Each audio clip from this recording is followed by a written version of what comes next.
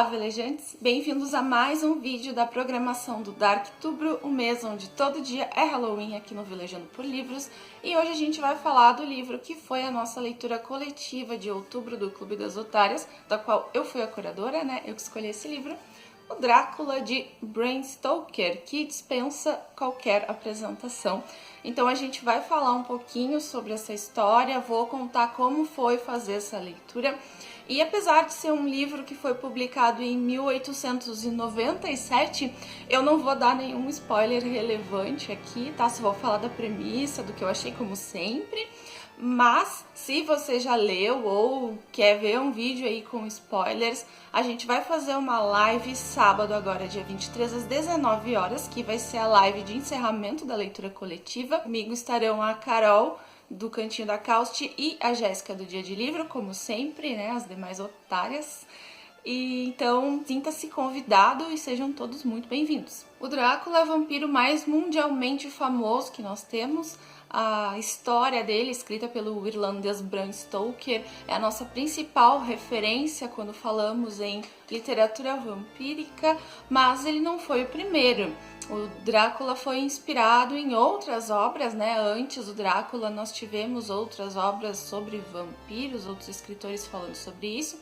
E essa edição aqui da Dark Side traz essas curiosidades, cita bastante, né, sobre essas obras. E aqui fala também sobre Vlad Tepes, o empalador da Valáquia, conhecido como Vlad Dracul, que significa diabo em romeno. Então criou-se a lenda que Bram Stoker teria se inspirado nesse voivoda aí, né, da Valáquia, dessa região da Romênia, mas o Bram Stoker só usou o nome Drácula e imaginou esse cenário aí da Transilvânia porque ele tinha lido sobre em alguns outros livros. Ele leu e achou interessante. Ele nunca foi na Transilvânia para saber se era daquele jeito, mas imagino eu que ele leu sobre a região e achou que combinava com a sua história.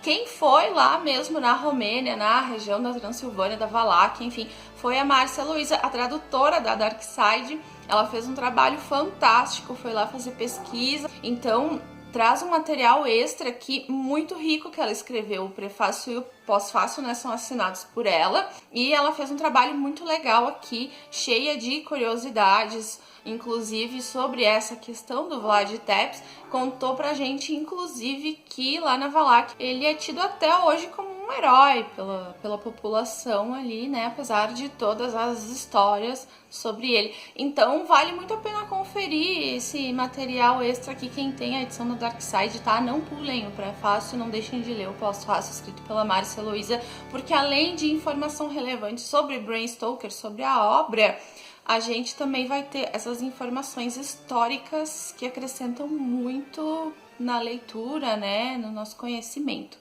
A narrativa do Drácula se dá através de diários e cartas. Então nós temos alguns personagens principais e a gente vai ver o desenrolar da história através das escritas pessoais desses personagens e das cartas que eles trocavam entre eles. A primeira parte do livro se passa na Transilvânia, então nós vamos ter acesso somente ao diário de Jonathan Harker, que é um jovem inglês que é enviado para a Transilvânia a trabalho, né, pelo seu chefe, para visitar um cliente muito importante que está comprando algumas propriedades em Londres. Então o Jonathan chega lá na Transilvânia e já começa a acontecer um monte de coisa estranha, mesmo antes dele chegar no castelo desse tal de Conde, que ele vai visitar esse cliente, né? Então muitas pessoas ali da região já ficam muito assustadas quando sabem para onde ele está indo, ele não entende por que, agem estranho, pedem para ele não ir. Aí ele meio que não dá bola, então as pessoas começam a dar presentes pra ele, como por exemplo um crucifixo que a senhora que dá diz que é pra proteção. Ele acha muito estranho, mas ele aceita, ele leva. Aí o cocheiro que busca ele pra levar ele até o castelo é muito sinistro também. Ele escuta lobos por toda parte, né, meio que querendo chegar perto da carruagem ali deles, e o cocheiro meio que espanta, parece que controla esses lobos. É tudo muito sinistro. E todo esse clima sombrio, né, de noite, a gente tem toda essa ambientação gótica, então é tudo propício, assim, pro Jonathan ficar com medo mesmo.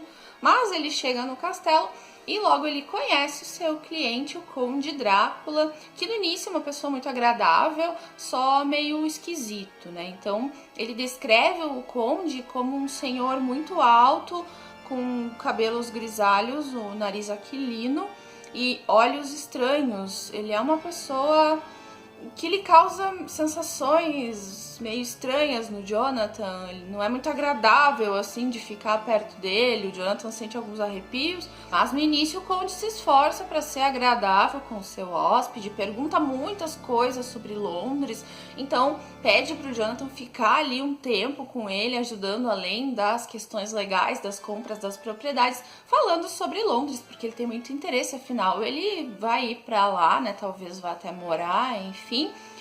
Aí, com o passar dos dias, o Jonathan vai vendo coisas cada vez mais estranhas, como o Conde não tem reflexo no espelho e ainda fica muito brabo quando ele vê que o Jonathan tem um espelho, joga o espelho longe, quebra, e tudo isso ele vai registrando no seu diário. Ele percebe que não consegue sair do castelo facilmente, aí ele se toca que ele é um prisioneiro ali.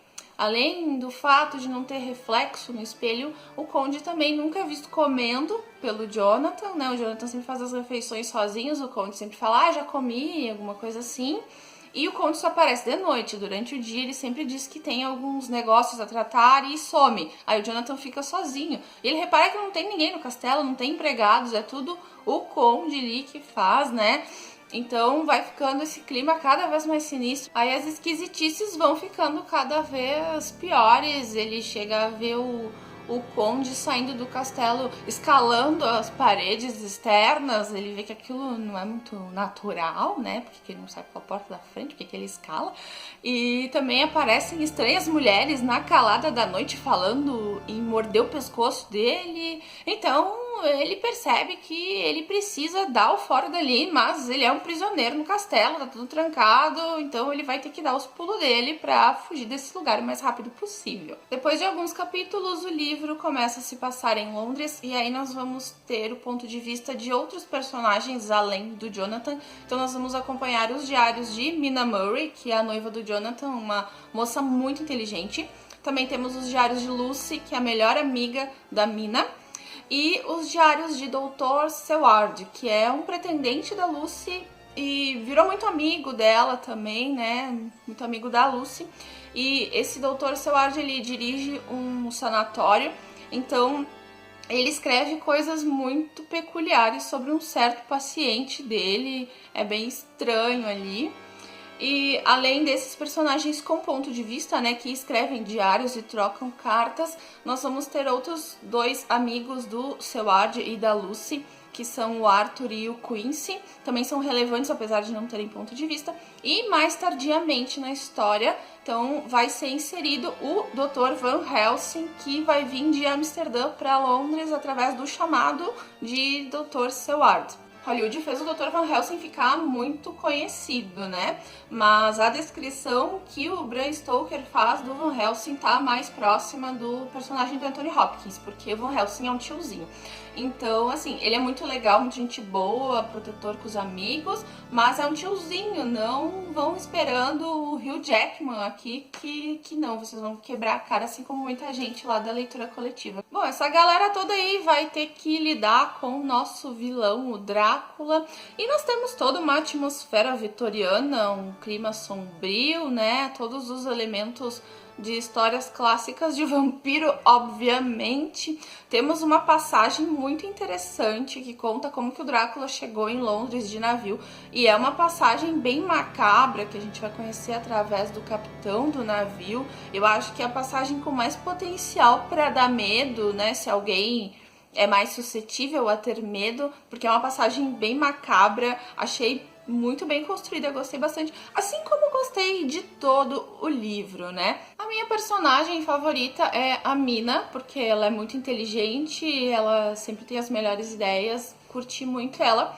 Mas o Jonathan também é bem interessante, ele é um personagem legal, assim, E Van Helsing, obviamente, né, ele tem todas as características, assim, pra ser um personagem que a gente gosta.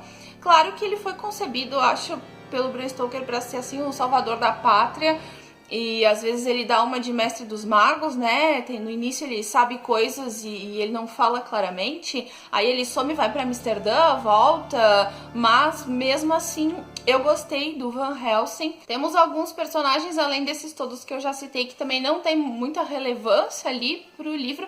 Mas no geral, assim, eu não detestei ninguém. Achei que os personagens são muito bem construídos, principalmente os 4 que tem ponto de vista, né? Que a gente vê o diário. Até foi comentado lá no grupo da leitura coletiva que trabalho incrível que o autor fez, que a gente sabe, cada um tem um jeito de escrever no diário, né? Isso é muito interessante. Eu já tinha lido uma edição do Drácula há muitos anos atrás, mas não era o texto integral, é aquelas edições encurtadas, né? Tem algumas.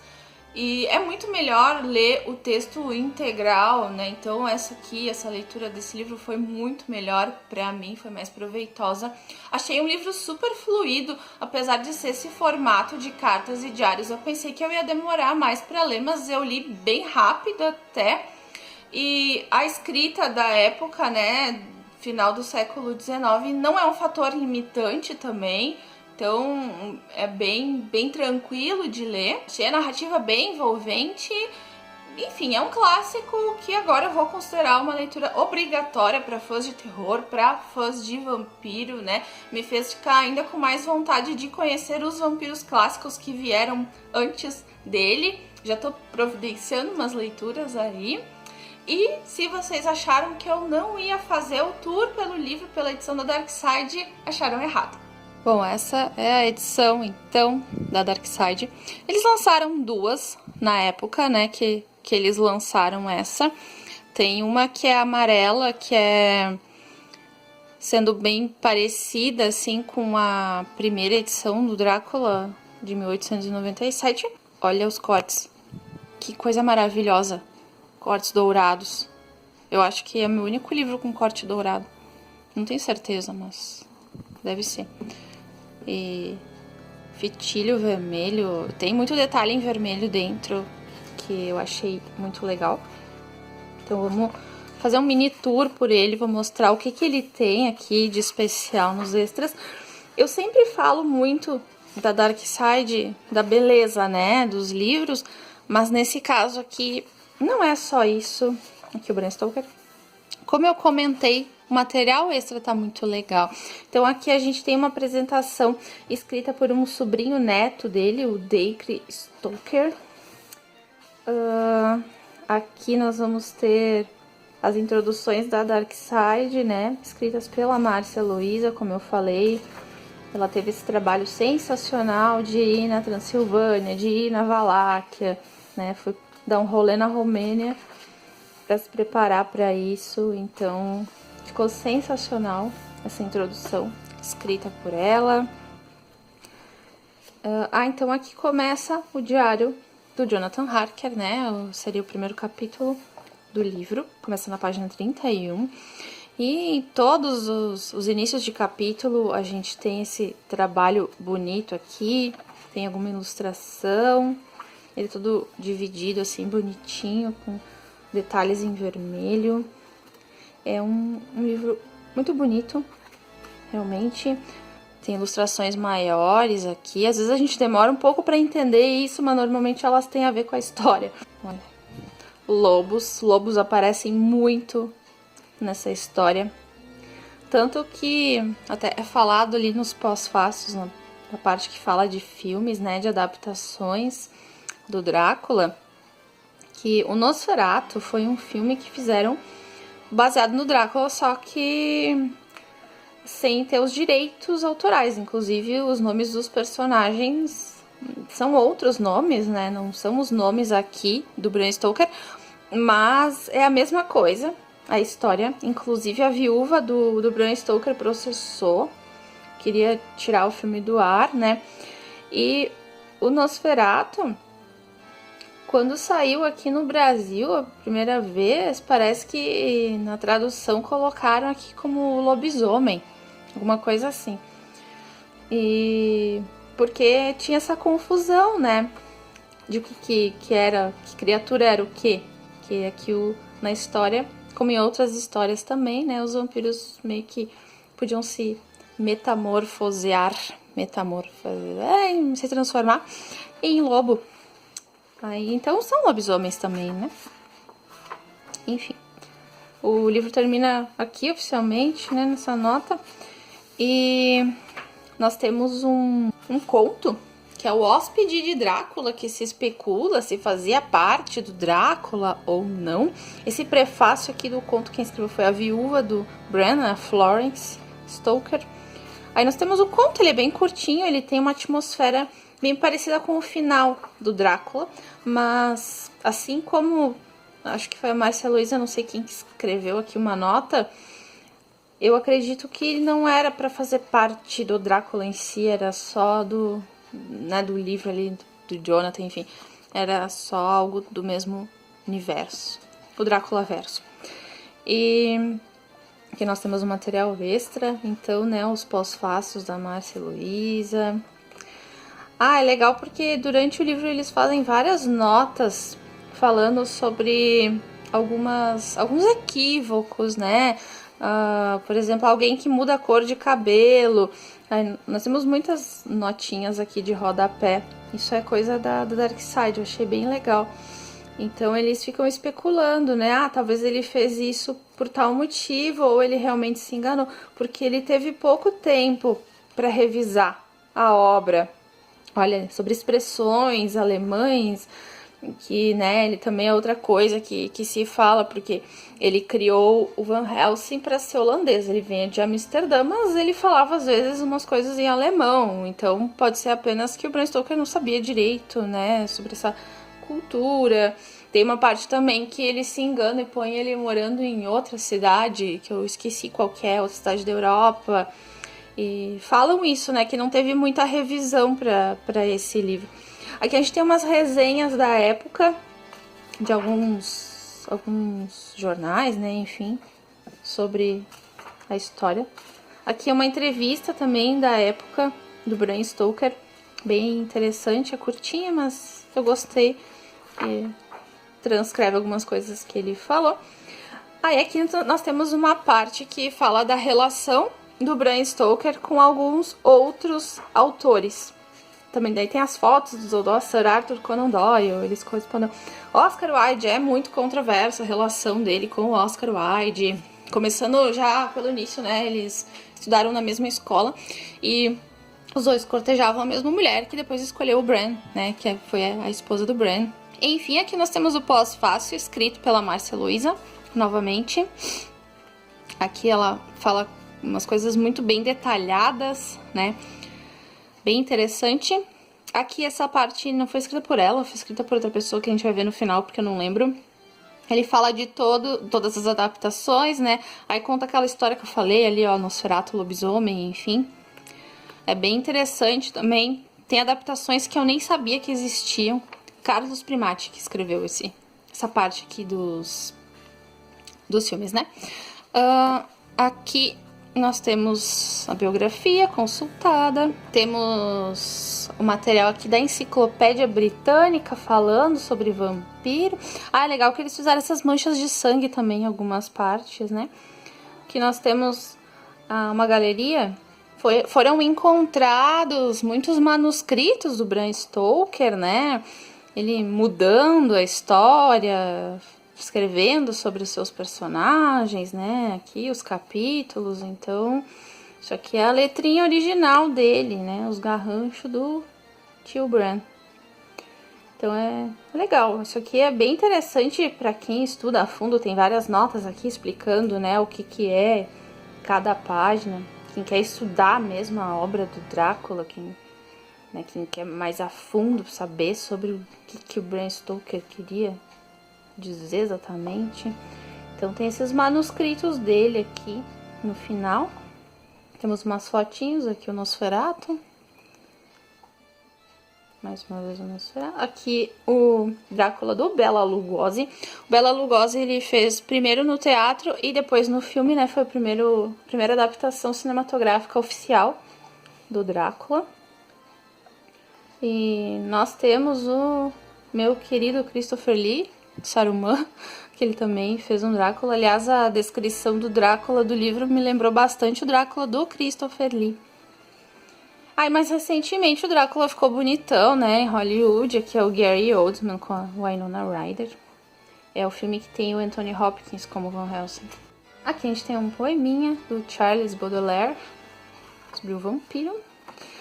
E é essa a edição. Se você gosta desse tipo de conteúdo, de vampiros, de terror, se inscreve aqui no canal. Não esqueçam de deixar o like também, tá? Porque eu falo de terror o ano inteiro, não é só em outubro, né? Principalmente vampiros, a gente tem a série aí dos livros da Anne Rice também, que eu tô fazendo aos pouquinhos. Então, se vocês chegaram por causa do Darktubro, fiquem aí com a gente, que aqui é um ambiente muito legal, tá? Aqui sai vídeos nas quintas, mas às vezes eu faço vídeo extra na segunda também. Essa segunda saiu de outro clássico, O Médico e o Monstro, vou deixar aqui nos cards se alguém não viu. E agora o YouTube me liberou a aba comunidade, então eu sempre vou avisar por ali quando tiver vídeo extra, tá? Eu aviso no domingo, lembro vocês, enfim. Cuidem essa aba ali, porque eu pretendo usar bastante, interagir bastante, tá? Com vocês. Já tô usando a doidada, né? Fiquei bem feliz que agora não precisa mais ter 1000 inscritos pra ter aba. Mas nos ajudem a chegar nos 1000 inscritos de toda forma, né? Estamos caminhando pra isso. E o Darktubro também acontece lá no Instagram, @velejandopor-livros. Lá eu posto bastante foto, bastante conteúdo também, então não deixem de conferir. E até sábado, então, pra quem vai conferir a live, e até semana que vem, pra quem não vai. Obrigada por assistirem até aqui e tchau!